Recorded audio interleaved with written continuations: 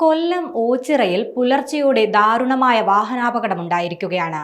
KSRTC superfast ബസും ധാർ ജീപ്പും കൂട്ടിയിടിച്ചാണ് അപകടമുണ്ടായത്. അപകടത്തിൽ 3 പേർക്ക് ജീവൻ നഷ്ടമായി. നിരവധി പേർക്ക് പരിക്കേൽക്കുകയും ചെയ്തിട്ടുണ്ട്.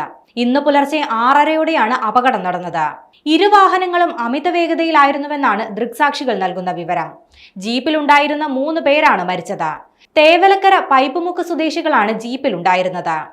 ജീപ്പിലുണ്ടായിരുന്ന സ്ത്രീയെ കരുനാഗപ്പള്ളിയിലെ സ്വകാര്യ ആശുപത്രിയിൽ പ്രവേശിപ്പിച്ചിട്ടുണ്ട്. ധാർ ജീപ്പിൽ കുടുങ്ങിക്കിടക്കുന്ന ഡ്രൈവറെ ഏറെ പരിശ്രമത്തിനൊടുവിലാണ് പുറത്തെടുത്തത്. ഇയാൾ മരിച്ച നിലയിലായിരുന്നു. കൂട്ടിയിടിയെ തുടർന്ന് ബസ്സിലുള്ളവർക്ക് തലയ്ക്കടക്കം ഗുരുതരമായി പരിക്കേറ്റിട്ടുണ്ട്.